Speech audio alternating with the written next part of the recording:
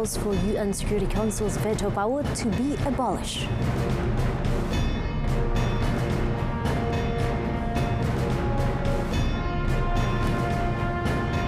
Maintaining and preserving natural resources, a responsibility for all.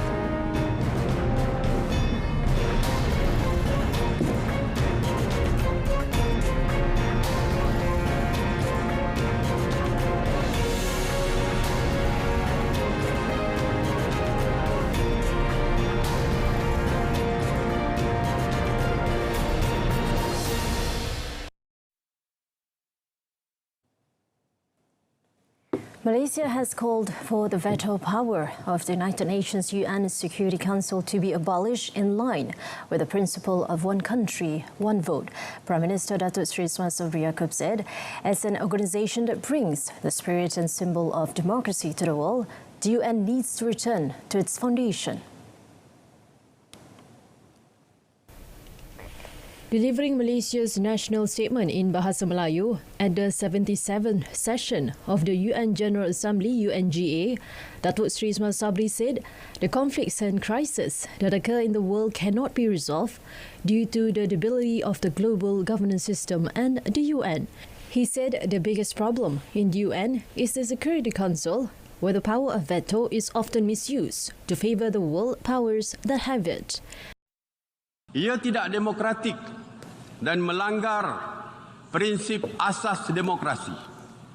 Ini menyebabkan konflik yang berlaku tidak dapat diselesaikan oleh mana-mana wakil tetap majlis tersebut.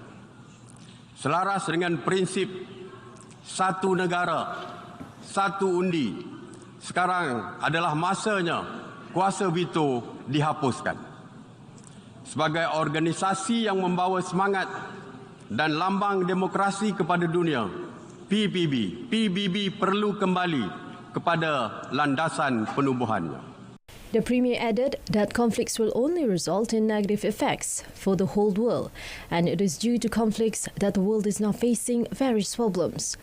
Malaysia, he noted, does not agree with the isolation of a country from international organizations. As such, a measure is against the principle of multilateralism and hinders dialogue.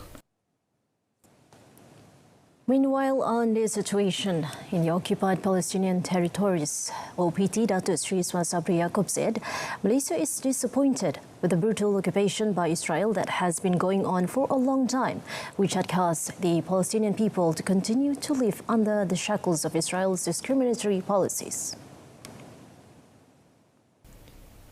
The Premier said illegal settlements are becoming more widespread, and this is against international law, including Security Council Resolution 2334. He said basic rights of the Palestinian people continues to be denied.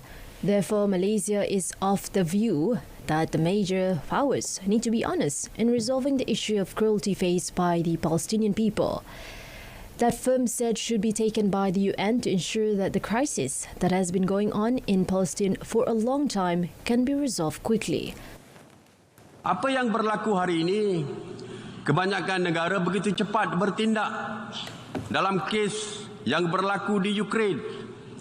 Malaysia mahu tindakan yang sama harus diambil bagi menyelesaikan isu di Palestin. Israel perlu berhenti menjadi sebuah entiti apartheid.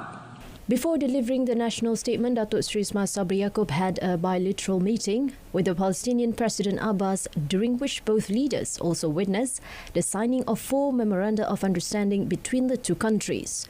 The MOU, among others, include namely on the establishment of a joint committee meeting, as well as in the cooperation in the field of health, tourism and Islamic affairs. On another note, the Premier said it is the responsibility of all countries to take in more Rohingya refugees to be resettled in their respective countries following the crisis in Myanmar. He said although Malaysia is not a signatory to the 1951 Convention on the Status of Refugees and the 1967 Protocol, the country on humanitarian grounds has accepted nearly 200,000 Rohingya refugees. Datuk Seri Ismail Sabri said Malaysia strongly emphasises the importance of the world addressing the root cause of the Rohingya crisis, and we believe that the issue will not be resolved as long as the crisis in the country continues. What's most saddening, he said, is when the Security Council does not take any serious action in dealing with this situation, and when even seen as having washed its hands off and handing the matter over to ASEAN. Malaysia kecewa tiada kemajuan bermakna dalam pelaksanaan kesepakatan 5 perkara ASEAN, terutamanya oleh pihak junta Myanmar. Dalam acuannya sekarang, kesepakatan 5 perkara ASEAN ini tidak boleh diteruskan lagi. Justru kesepakatan ini perlu diberi nafas baru dan diperhalusi berdasarkan rangka kerja, jangka masa dan matlamat akhir yang lebih jelas. Sesungguhnya yang lebih penting ialah aspirasi rakyat Myanmar perlu dipenuhi.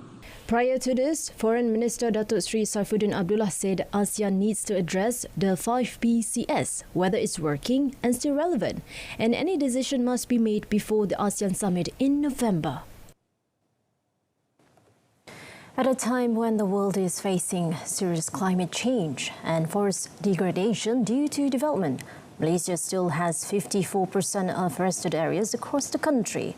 Datuk Seri Sabri Yaakob is confident that the percentage will increase following ongoing aggressive reforestation measures.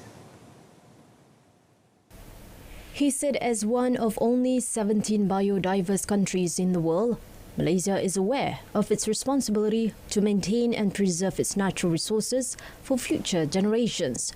The Premier said climate change is a universal problem affecting the entire world, and Malaysia was not spared as well. Pada tahun lepas sahaja, Malaysia telah dilanda banjir paling serius dalam sejarah yang mengakibatkan kerugian dianggarkan mencecah 1.4 bilion US dollar ataupun 6.1 bilion ringgit. Ramai terkorban dan hampir 100,000 terpaksa dipindahkan ke pusat penempatan sementara. Situasi ini bukan sahaja berlaku di Malaysia, malah di beberapa negara lain. Jelas sekali, langkah-langkah mitigasi dan adaptasi perlu diteruskan. Datuk Seri Ismail Sabri said the fact remains that developed countries must bear the responsibility of increasing aid for developing countries by fulfilling their commitment to providing a yearly allocation of 100 billion US dollars unconditionally. In this context, he said various measures have been implemented by Malaysia, such as introducing the Malaysian Sustainable Palm Oil MSPO standard to meet requirements for the purpose of sustainable development. He said Malaysia is also committed to reducing greenhouse gas emissions by 45% based on the gross domestic product GDP by 2030. The Health Ministry MOH has taken proactive action to solve the problem of sick projects involving the development of health facilities in the country, with close monitoring on the monthly project progress. Its Minister Khairi Jamaluddin said MOH has carried out serious monitoring through its task force on the progress of 13 sick projects involving health clinics, hospitals as well as quarters under MOH. Elaborating further, Khairi said the number of projects will fluctuate each month. But what is important is that every month he will chair a development council meeting at the MOH to ensure closer monitoring will be done. As an example, the minister said MOH is facing a number of sick projects, including the Papar Hospital in Sabah, which is a project that has been delayed in construction. But with measures taken by the Health Ministry and Public Works Ministry, it has succeeded in reducing the delay. In the meantime, he also said MOH is also looking at immediate steps to reduce waiting time at all health facilities in the country. Khairi, who officiating the Rembau Hospital, which has upgraded as a minor specialist hospital, also noted that upgrading the Rembau Hospital will help reduce congestion at the Tuanku Jaafar Hospital, HTJ Seremban. In addition, the hospital also enables residents in Rembau, Tampin and the surrounding areas to receive specialist treatment at the hospital, and it would help shorten the waiting time to receive specialist treatment.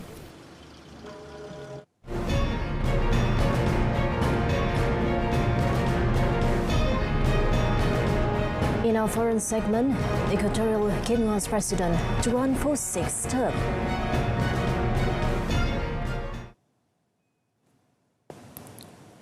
Indonesia emphasized the need for better management of the threat of cyber terrorism to thwart any potential threats, both current and future. Its Foreign Minister Retno Marsudi said at the Global Counter-Terrorism Forum GCTF ministerial meeting in New York that the matter requires commitment from the government and community through a whole society approach. Marsudi conveyed 3 priority suggestions for the GCTF in the future. The first being the strengthening of cooperation with technology experts to prevent the use of information technology for acts of terrorism. Secondly, strengthening efforts to break the chain of terrorism financing, including responding to new trends, such as the use of virtual currencies. This effort will require cooperation between Financial Intelligence Unit, FIUS, with the banking sector and other financial institutions. Third, strengthening the role of women in responding to extremism and tackling terrorism. GCTF is a forum that focuses on capacity building and networking in countering terrorism, as well as to share experiences, strategies, capacity building, and best practices in counter-terrorism. Iranian President Ibrahim Raisi has called for the death of Mahsa Amini, which triggered mass protesters in the republic to be investigated. Currently, Iran is facing the largest wave of demonstrations in 3 years, which erupted due to the tragedy. He said Iranian authorities are taking relevant actions to investigate the case involving Amini's death. رخدادی است که در دست بررسی است و اونچه که نسبت به خانومی در رابطه با فوت اون مطرحه آیا قصور یا تقصیری انجام شده یا نشده حتما باید بررسی بشه. من در اولین فرصتی که برام امکان داشت با خانواده ایشون تماس گرفتم و به ایشون اطمینان دادم که مسئله رو ما دنبال میکنیم. چه مجامع بیرون از کشور. Meanwhile, Amini's death continued to raise public anger among civilians in Iran. Protesters took to the streets in a demonstration that ultimately resulted in the death of 17 people, including 5 members of security personnel. Women have played a prominent role in the demonstration, waving and burning their veils, with some publicly cutting their hair in a direct challenge to clerical leaders. Amini, who was a 22-year-old Kurdish woman, died in custody last week after she was arrested by police for allegedly not wearing her tudung properly. Syrian ambulances carrying bodies of migrants who drowned off the Syrian coast crossed the border into Lebanon yesterday, where at least 76 people died when the migrant boat they were aboard sank after sailing from Lebanon this week. The Lebanese Transport Minister Ali Hamiyeh said the search operations continued yesterday. Relatives of those feared death in the incident gathered at the Syrian-Lebanese border crossing in Arida as they waited for ambulances to arrive. It marks the deadliest such voyage yet from Lebanon, where mounting economic desperation has led many to board often rectally and overcrowded boats in the hope of reaching Europe. Syrian authorities began finding bodies off the coast of Tartus on Thursday afternoon, and the Syrian Transport Ministry has quoted survivors as saying the boat left from Lebanon's northern Minya region on Tuesday, with between 120 and 150 people on board bound for Europe. Ali Hamiyeh said though he could not confirm the number, noted that there were reported to be around 45 children on the boat, none of whom had survived. The speed of such voyages has been fueled by Lebanon's financial collapse in the last 3 years, one of the worst ever recorded globally. Poverty rates have skyrocketed among the population of some 6.5 million. New Zealand's Prime Minister Jacinda Ardern made an anti-nuclear plea to world leaders during her speech at the United Nations General Assembly yesterday. She said the only way to guarantee people that they will be safe from the catastrophic humanitarian consequences of nuclear weapons is for them not to exist. The New Zealand Premier also criticised Russia for invading Ukraine. Let us all be clear. Russia's war is illegal. It is immoral. It is a direct attack on the UN Charter and the international rules-based system and everything that this community should stand for. Putin's suggestion that it could at any point deploy further weapons that it has at their disposal reveals the false narrative that they have based their invasion on. What country, who claims to be a liberator, threatens to annihilate the very civilians they claim to liberate? This war is based on a lie. On Thursday, Australia and New Zealand condemned Russian President Vladimir Putin's escalation of the war in Ukraine. They were quoted as saying his threats to use nuclear weapons as a means to defend Russia were unthinkable and exposed his justification for the war as untrue. Ukrainian authorities claim that one civilian died after a kamikaze drone hit Odessa yesterday. Ukraine claims the administrative building was successfully hit by 2 drones coming from the Black Sea, while the third one was shot down off the coast of Odessa. In a separate video also released yesterday, the Air Forces Command of the Ukrainian Armed Forces claimed to have shot down and captured an Iranian-made unmanned aerial vehicle, UAV at sea, model codes Mujahir 6, at around 2 p.m. local time. The authorities said the armed forces had shot down 4 Iranian-made kamikaze drones used by Russia's armed forces, prompting President Volodymyr Zelensky to complain that Tehran was harming Ukrainian citizens. Ukraine and the United States have accused Iran of supplying drones to Russia, something Tehran has denied. Military experts say the drones would be useful to Russia for both reconnaissance and as loitering munitions that can be bided their time in locating and engaging suitable targets.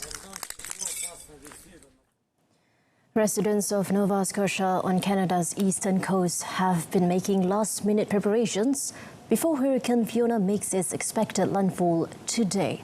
Hurricane Fiona drenched Bermuda with heavy rain and buffeted the Atlantic island with hurricane-force winds yesterday as it trekked northward toward eastern Canada, where it threatens to become one of the most severe storms in Canadian history.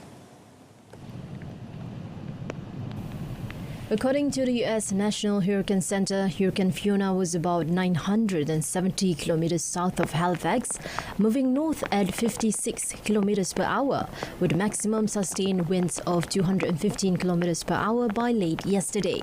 Fiona had already battered a series of Caribbean islands earlier in the week, killing at least 8 people and knocking out power for virtually all of Puerto Rico's 3.3 million people. The hurricane is expected to hit Canada's Cape Breton Island, home to about 135,000 people. Forecasters say areas close to its path could get up to 200 milliliters of rain, while winds could damage buildings and cause utility outages, with storm surges swamping the coastlines. President Jodora Obiang Nguema Basogo, who has ruled Equatorial Guinea with an iron fist for more than 43 years, will seek a new term in November presidential elections. Vice President Jodora Nguema Obiang Nguema, who is also Obiang's son, said the ruling party unanimously chose Obiang as its candidate for the 20th November poll due to his charisma, leadership and political experience.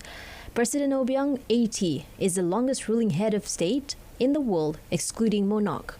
His Democratic Party of Equatorial Guinea, PDGE, holds 99 of the 100 seats in the outgoing lower house of parliament and all 70 of the Senate seats. But it had not been clear who would be named as the party's candidate in the presidential ballot. At one point, Obiang's wealthy jet-setter son, Jodora Nguema Obiang Nguema, nicknamed Jodorin, seemed to have been lined up to stand in the elections, but in the end, however, he was not chosen as a candidate last year. The PDGE was the country's single legal political movement until 1991, when multi-party politics were introduced. But Obiang himself has never officially been re-elected, with less than 93% of the vote. Protesters hurling rocks and homemade explosive devices clash with security forces at a Mexican military base during a demonstration over the disappearance of 43 students in 2014. The confrontation came a day after around a dozen police officers were injured at a protest outside the Attorney General's office to demand justice for the students.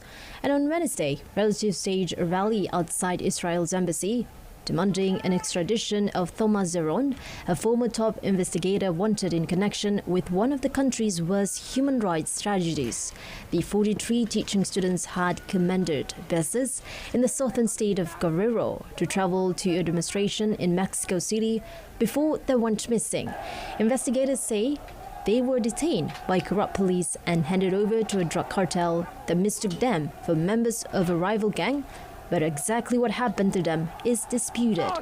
Last month, a truth commission tasked by the current government to investigate the atrocity branded the case as a state crime involving agents of various institutions. He said that military personnel bore clear responsibility, either directly or through negligence. Arrest warrants have been issued for more than 80 suspects, including military personnel, police officers and cartel members. Former Attorney General Jesus Murillo Karam, who led a controversial investigation into the mass disappearance, was detained last month on charges of forced disappearance, torture and obstruction of justice.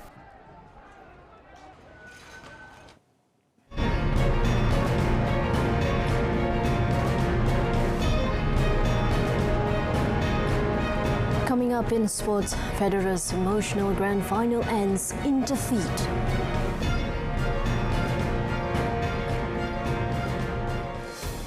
The final boxing event of the Malaysia Games Sukma in Putrajaya saw Sabhan boxer Joel Evekli Jain claiming an unexpected gold medal.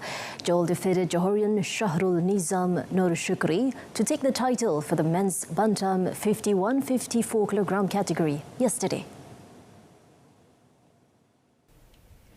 Joel emerged the victor with a 3-2 decision, as Shahrul Nizam was forced to be content with silver.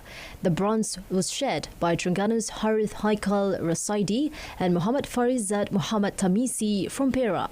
As for the men's light fly 46-48 kilogram category, Perak boxer Muhammad Abdul Qayyum Arifin managed to create a personal achievement when he won a gold medal in his first and last Sukma appearance.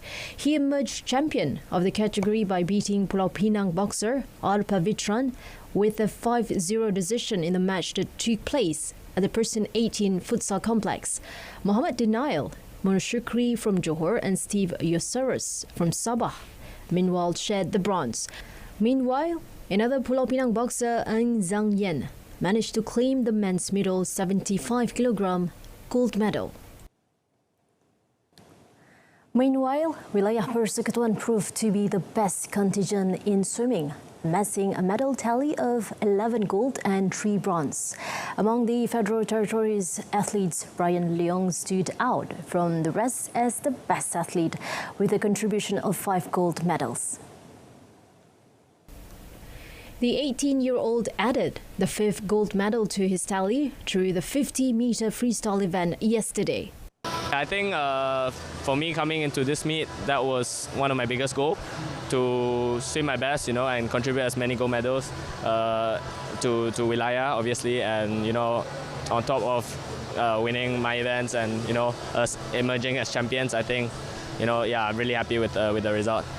Brian previously gained the rest of his medals in the Sukma Games through victories in the 50-meter breaststroke, 50-meter butterfly stroke, 4x100-meter freestyle and 100-meter butterfly stroke events. What made the victories even sweeter was that he also broke the national 100-meter men's breaststroke record with a time of 53.32 seconds. It was surely unthinkable that Roger Federer's trophy-laden career would end with a defeat. But that is what transpired as the 41-year-old Swiss maestro lost alongside Rafael Nadal on an emotional night at the Lever Cup yesterday.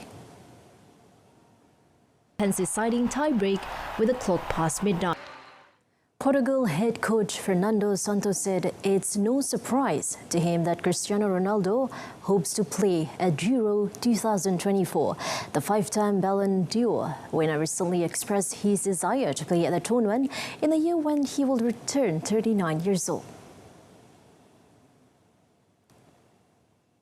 Nada que nos estranhe, penso que nenhum dos que aqui está presente, os portugueses naturalmente, não é?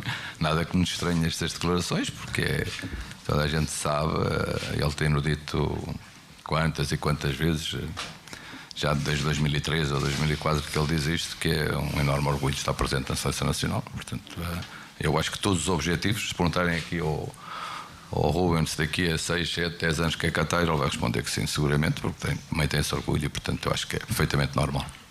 The Portugal captain has featured in 9 major tournaments for his country since Euro 2004 and hopes to continue 20 years on. The Manchester United forward currently holds the record for the most goals scored at the international level with a whopping 117 to his name.